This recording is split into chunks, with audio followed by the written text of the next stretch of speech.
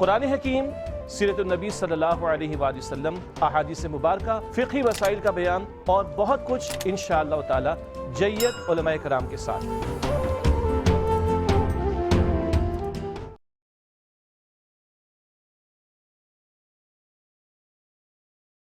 اللہ الرحمن الرحیم، الحمدللہ رب العالمین والصلاة والسلام علی سید الانبیاء والمرسلین والعاقبۃ للمتقین، اما بعد فاعوذ باللہ من الشیطان الرجیم، بسم اللہ الرحمن الرحیم، وللہ المثل الاعلی وہو العزیز الحکیم، صدق اللہ العظیم۔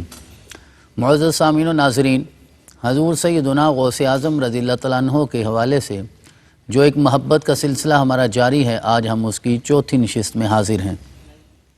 اس سے پہلے ہم نے حضور غوث اعظم کے سلسلہ نسب کو، آپ کی ولادت کو، اور پھر بطور خاص آپ کی ولادت سے پہلے جو آپ کے حوالے سے بشارتیں دی گئیں ان کا تذکرہ کیا تھا۔ آج کی نشست میں ہم یہ ذکر کریں گے کہ آپ کے ایام طفولیت یعنی آپ کا بچپن کیسے گزرا ہے۔ پتہ تو چلے کہ جنہیں میرے رب نے اپنی مثلیت اعلیٰ کہا ہے، وَلِلَّهِ الْمَثَلُ الْأَعْلَىٰ، تو ذرا اندازہ تو ہو جائے کہ ان کا بچپن کیا عام لوگوں کے بچپن جیسا ہوتا ہے یا بچپن بھی مختلف ہوتا ہے۔ تو جن کا بچپن مختلف ہو تو پھر جوانی بھی مختلف ہوتی ہے، جن کا اجالا مختلف ہو تو پھر اندھیرا بھی مختلف ہوتا ہے، جن کا ظاہر مختلف ہو تو پھر باطن بھی مختلف ہوتا ہے۔ یہ ہمیں دیکھنا ہے۔ تو آپ کا بچپن کتنا پاکیزہ تھا، کتنا مقدس تھا۔ ذرا اندازہ کیجئے کہ تمام علماء کا، اولیاء کا اس بات پر اتفاق ہے کہ حضور سیدنا الشیخ عبد القادر جیلانی رضی اللہ تعالیٰ عنہ کی ذات گرامی، آپ مادرزاد ولی ہیں، آپ پیدائشی ولی ہیں۔ اللہ رب العزت نے آپ کو پیدائش کے ساتھ ہی ولایت عطا فرمائی، اور اس کا اظہار کیسے ہوا، آپ اپنی ولایت کے کیسے مظہر بنتے ہیں۔ آپ کی یہ کرامت تو بہت مشہور ہے کہ جب آپ یکم رمضان مبارک 470 ہجری کو آپ پیدا ہوئے تو اس دن یہ فیصلہ کرنا مشکل تھا کہ آج رمضان کا روزہ ہے یا نہیں ہے۔ تو آپ کے پہلے دن کی ریاضت نے، عبادت نے، روزے نے یہ بتایا ہے کہ میرا بچپن عام لوگوں کے بچپن جیسا نہیں ہے۔ اور یہ پورے جیلان میں یہ بات مشہور تھی، یہ کہا جاتا تھا وولد للاشراف ولد لا یرضع فی رمضان، یعنی سادات کے گھرانے میں ایک ایسا بچہ پیدا ہوا ہے جو رمضان کے دن میں دودھ نہیں پیتا۔ یہ میرے رب کا انتخاب ہے، یہ اس کی قدرت ہے، یہ اس کی عطا ہے، یہ اس کی عنایت ہے، یہ اس کا فضل ہے، یہ اس کا احسان ہے کہ بچپن میں ہی میرے رب نے پیدائشی ولایت عطا فرمائی ہے۔ یقیناً اندازہ کیجئے وہ حدیث قدسی کہ جیسے ہی نوافل کی کثرت ہوتی چلی جاتی ہے، میرا رب اپنا قرب عطا فرماتا چلا جاتا ہے، پردے اٹھتے جاتے ہیں، حجاب اٹھتے جاتے ہیں، اور میرے رب کی قربتوں کی منزلیں طے ہوتی چلی جاتی ہیں۔ لیکن جو مادرزاد ولی ہیں، پیدائشی ولی ہیں، جب وہ نوافل کی کثرت سے اللہ کے قریب ہوتے ہوں گے تو پھر میرا رب کتنا مقام عطا فرمائے گا۔ تو یہ آپ کی سب سے پہلی کرامت تھی، آپ کی ولایت کا سب سے پہلا اظہار تھا۔ اللہ رب العزت نے آپ کو یہ مقام عطا فرمایا، پیدا ہوئے، رمضان تھا، یکم رمضان کو پورا مہینہ دن کے وقت آپ دودھ ہی نہیں پیتے تھے، یعنی یوں سمجھیے کہ آپ نے اپنی زندگی کے پہلے رمضان میں بھی روزے رکھے ہیں۔ دوسرا، آپ کا بچپن کتنا اعلیٰ ہے کہ آپ کو کھیل تماشے سے کوئی شغف نہیں تھا، کوئی محبت نہیں تھی، کوئی رغبت نہیں تھی، کھیل کود سے ہمیشہ آپ لا تعلق رہے۔ یہ آپ خود ارشاد فرماتے ہیں کہ اکثر جب میں بچپن میں اپنے ہم عمر لوگوں کے ساتھ کھیلنے کے لیے جایا کرتا تھا تو مجھے ایک آواز آیا کرتی تھی اور پھر اس کے بعد میں کھیلنے کے قابل نہیں رہتا تھا۔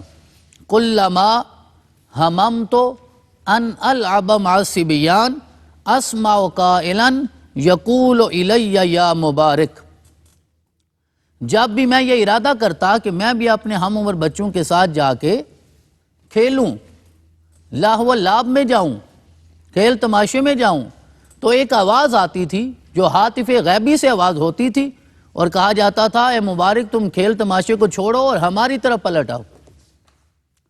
حضرات محترم، یہ جو مبارک کا نام ہے یہ بڑا مبارک ہے۔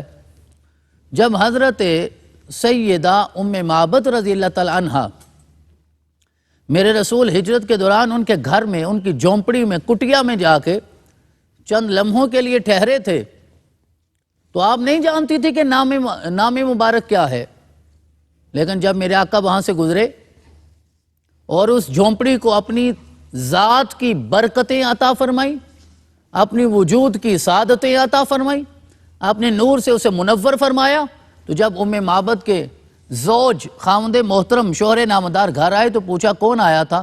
کہتی میں جانتی نہیں ہوں کون آیا تھا، بس وہ کوئی مبارک ہی تھا جو ہو کر گیا ہے۔ تو رسول اکرم علیہ تحیت و ثنا کو بھی اسی لقب سے پکارا جاتا تھا، بلکہ یہ تو آپ کے بچپن کی بات ہے نا، سرور کائنات علیہ تحیت و ثنا کا بچپن، کہ جب آپ اپنے چچا کفیل رسالت مآب حضرت ابو طالب کے گھر میں ہوا کرتے تھے، تو حضرت ابو طالب کے دسترخوان پہ جب میرا آقا تشریف فرما ہو جاتے تو میرا رب برکتیں عطا فرما دیتا۔ دو جملے عرض کرنا چاہوں گا۔ کانا اذا اکل عیال ابی طالب جمیعا او فرادا لم یشبعوا وکانا اذا اکل معہم رسول اللہ صلی اللہ علیہ وسلم شابعوا، کہ جب حضرت ابو طالب کی اولاد اکیلے بیٹھ کے کھانا کھایا کرتی تھی، یعنی رسول اللہ ان کے درمیان نہیں ہوتے تھے، چاہے وہ مل کے کھا رہے ہیں لیکن رسول اکرم موجود نہیں ہیں، تو کھانے میں اتنی برکت نہیں ہوتی تھی کہ وہ پیٹ بھر کے کھانا کھا سکیں، اور جب رسول اکرم ساتھ موجود ہوتے تو کھانے میں اتنی برکت ہو جاتی کہ سارے شکم سیر ہو کے کھانا کھاتے۔ یہ آپ کا بچپن ہے، تو اس لیے حضرت ابو طالب آپ کو مبارک کہہ کے پکارا کرتے تھے کہ انک لمبارک لنا، کہ آپ کو اللہ نے ہمارے لیے مبارک بنا کے بھیجا ہے۔ یہ سرور کائنات کا بچپن ہے، اور آج ہم اس ہستی کا بچپن بیان کر رہے ہیں جو سرور اولیاء ہے، جس کا قدم ہر ولی کی گردن پہ ہے۔ تو آپ کو بھی بچپن میں مبارک کہہ کے پکارا جاتا تھا۔ آپ کہتے ہیں جب بھی میں کھیلنے کا ارادہ کرتا تو مجھے ایک آواز آتی کہ مبارک یہ کام آپ کا نہیں ہے، آپ ہماری طرف پلٹ آئیے، تو میں کھیلنا چھوڑ دیتا تھا۔ تو یہ آپ کا بچپن ہے۔ پیدا ہوئے تو روزے کی کیفیت میں، پہلے رمضان کے بھی روزے رکھے، اور پورا گیلان جانتا تھا کہ سادات کے ہاں ایک ایسا بچہ پیدا ہوا ہے جو رمضان کے دن میں دودھ نہیں پیتا، اور جب کھیل تماشے کی باری آتی تو آپ ارادہ بھی فرماتے تو کوئی آواز آ جاتی اور آپ اسے چھوڑ کے اللہ کی طرف راغب ہو جاتے۔ اب سوال یہ ہے کہ آپ کو حضور سیدنا الشیخ عبد القادر جیلانی رضی اللہ تعالیٰ عنہ کو اپنی ولایت کا علم کب ہوا تھا؟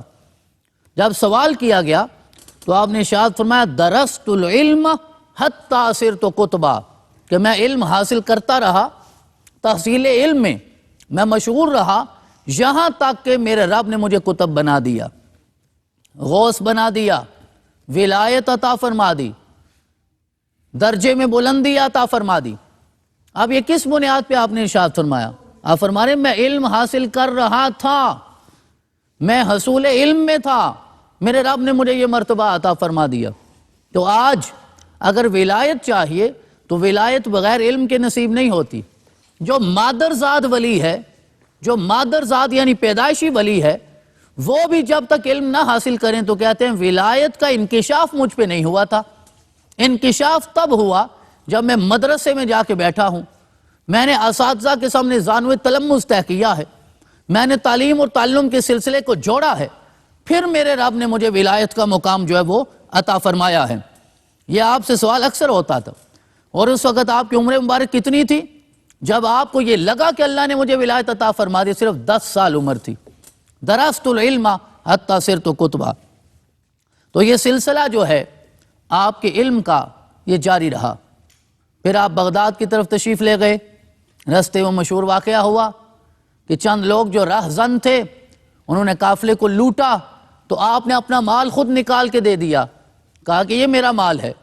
اب جو رہزنوں کا سربراہ تھا اس نے کہا کہ ہم تو لوٹنے والے ہیں، آپ کو اپنا مال بچانا چاہیے، ہمیں تو تلاش کرنے سے ملا نہیں، تو آپ کیوں اپنا مال سامنے نکال کے رکھ رہے ہیں؟ تو آپ نے ارشاد فرمایا میری ماں نے مجھے حکم دیا تھا کہ بیٹا کبھی جھوٹ نہیں بولنا۔ ذرا اندازہ کیجئے یہ تربیت کہ جھوٹ بولنا ہے یا سچ بولنا ہے، یہ گھر سے ہوتی ہے۔ سب سے پہلی درسگاہ اپنی والدہ کی گود ہوتی ہے، والدین تربیت کرتے ہیں، مدرسہ بھی ذمہ دار ہوتا ہے، جامعہ بھی ذمہ دار ہوتی ہے، اساتذہ بھی ذمہ دار ہوتے ہیں، لیکن سب سے پہلے ماں اور باپ ذمہ دار ہوتے ہیں۔ گھروں میں اگر وہ ماحول نہیں ہوگا جو صداقت پر مبنی ہے، جو امانت و عبادت ریاضت پر مبنی ہے، تو پھر یقیناً اولاد کی تربیت میں بھی یہ چیز کبھی نظر نہیں آئے گی۔ تو آپ تعلیم حاصل کرنے کے لیے جا رہے ہیں، تعلیم حاصل کر کے واپس نہیں آ رہے، تو آپ کی زبان پہ سچ ہے کہ میری ماں نے کہا تھا کہ کبھی جھوٹ نہ بولنا، تو اسی وقت وہ رہزنوں کا سردار آپ کے قدموں میں گرا اور کہنے لگا ہم تو اپنے خدا سے یہ وعدہ کر کے آئے تھے کبھی جھوٹ نہیں بولیں گے، تو ہم تو بھول گئے۔ الستُ بربکم کا وعدہ ہمیں یاد نہ رہا، تم نے اپنی ماں کے وعدے کو بھلایا نہیں ہے، تو پھر آپ کے قدموں میں گر کے توبہ کی ہے۔ تو جو مادرزاد ولی ہوتے ہیں، پیدائشی ولی ہوتے ہیں، علم کے ساتھ اپنی ولایت کو مزین کرتے ہیں۔ طریقت بھی ہونی چاہیے تو شریعت بھی ہونی چاہیے۔ حضرت امام مالک ارشاد فرمایا کرتے تھے کہ اگر کوئی انسان تفقہ حاصل کرے، تصوف میں نہ جائے تو وہ فاسق ہو جاتا ہے، اور صوفی بن جائے، ظاہری علم حاصل نہ کرے تو وہ زندیق ہو جاتا ہے۔ وَمَنْ جَمَعَ بَيْنَهُمَا فَقَدْ تَحَقَّقَ، جب تصوف اور تفقہ دونوں جمع ہو جائیں، طریقت اور شریعت دونوں جمع ہو جائیں، ظاہری علوم اور باطنی علوم دونوں جمع ہو جائیں، تو پھر میرا رب اسے حق کی معرفت عطا فرما دیتا ہے۔ تو حضور سیدنا غوث اعظم کا مقام وہ ہے کہ مادرزاد ولی ہونے کے باوجود آپ نے فقط اس ظاہری علم لدنی پہ اکتفا نہیں کیا جو آج پیران طریقت اس پہ اکتفا کر کے بیٹھ جاتے ہیں۔ وہ سمجھتے ہیں ہمیں مدرسے میں جانے کی ضرورت نہیں، علماء کے سامنے زانو تلمس طے کرنے کی ضرورت نہیں، وہ سمجھتے ہیں ہمیں کسی معلم کی ضرورت نہیں۔ وہ ہستی جس کا قدم ہر ولی کی گردن پہ ہے، اس نے بتایا جب تک ظاہری علوم کی تحصیل نہیں ہوگی اس وقت تک ولایت کو چار چاند نہیں لگتے، ولایت جو ہے وہ مزین نہیں ہوتی۔ یہ بات پہلے عرض کی جا چکی ہے کہ آپ کا سلسلہ نسب تو اتنا حسین ہے اور یہ اللہ کے انتخاب سے ہے۔ میرے رب نے حسنی بھی بنایا ہے اور حسینی بھی بنایا ہے۔ جناب امام حسن پاک تک آپ کے والد محترم کے ذریعے سلسلہ نسب پہنچتا ہے، اور جناب امام حسین تک آپ کی والدہ محترمہ کے ذریعے سلسلہ نسب جو ہے وہ پہنچتا ہے۔ تو 18 سال کی عمر تھی حضرت شیخ عبد القادر جیلانی رضی اللہ تعالیٰ عنہ کی کہ آپ تحصیل علم کے لیے تشریف لے گئے، بغداد کی طرف آپ تشریف لے گئے، اور فقہ کے جو علوم ہیں وہ آپ نے اپنے مرشد گرامی سے حاصل کیے، جن کا نام ہے حضرت ابو سعید مبارک مخزومی رحمۃ اللہ تعالی علیہ۔ حضرات محترم، یہ آپ کے مرشد گرامی ہیں جو مفتی بھی ہیں، جنہوں نے فقہ کا علم بھی عطا فرمایا۔ لہٰذا مفتیان کرام کو شریعت کے ظاہری علم کے ساتھ طریقت کے علوم بھی حاصل کرنے چاہیے۔ صرف ظاہری فتویٰ کا علم، ظاہری تفقہ کا علم، وہ بھی انسان کی کامیابی کی ضمانت نہیں ہو سکتا۔ تو آپ کو میرے رب نے ایسا مرشد کامل عطا فرمایا کہ جو تفقہ کی گتھیاں بھی سلجھاتا ہے اور تصوف کا راہی بھی ہے۔ پھر آپ نے بعد میں فقہ کا علم حاصل کرنے کے بعد حضرت شیخ ابو سعید مبارک مخزومی رحمۃ اللہ علیہ کے ہاتھ میں ہاتھ دے کر بیعت کی ہے، اور آپ کا یہ سلسلہ جو تعلیم کا ہے وہ آگے بڑھا۔ پھر آپ نے حدیث کا علم جس استاد محترم سے حاصل کیا ان کا نام ہے حضرت ابو بکر بن مظفر رحمۃ اللہ علیہ، اور تفسیر کا علم آپ نے حاصل کیا ابو محمد جعفر رضی اللہ تعالیٰ عنہ سے۔ تو یہ آپ کے اساتذہ کرام ہے۔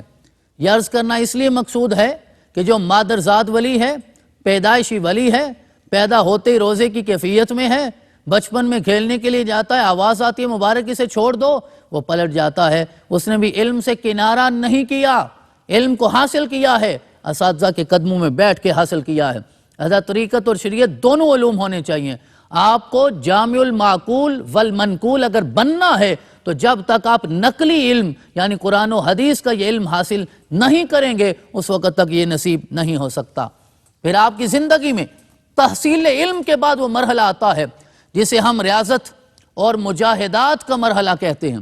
ریاضت کا مرحلہ آتا ہے، مجاہدات کا مرحلہ آتا ہے۔ تو یہ مجاہدہ کرنا ہو، ریاضت کرنی ہو، چلہ کرنا ہو، شبینہ پڑھنا ہو تو یہ تحصیل علم کے بعد ہوتا ہے۔ یہ آج کے نوجوانوں کو یہ سمجھنا ہے۔ وہ کہتے ہیں مدرسے میں جانے کی ضرورت نہیں، استاد کی ضرورت نہیں، دارالعلوم کی ضرورت نہیں، کسی معلم کی ضرورت نہیں ہے، بس ہم مجاہدات کے ذریعے اللہ کا قرب پا لیں گے۔ نہیں، یہ بتایا گیا کہ مادرزاد ولی ہیں پھر بھی تحصیل علم ہے، پھر ریاضت ہے، پھر مجاہدات ہیں، اور پھر آپ نے تحصیل علم کے بعد بغداد شہر کو چھوڑا اور عراق کے جنگلوں میں آپ نے 25 سال تک سخت عبادت و ریاضت کی ہے، پھر میرے رب نے آپ کو یہ مقام عطا فرمایا ہے۔ رب رحمان ہمیں آپ کی ولایت کو سمجھنے کی، آپ کی ریاضت اور عبادت کو سمجھنے کی، اور تحصیل علم میں آپ کے نقش قدم پہ چلنے کی توفیق عطا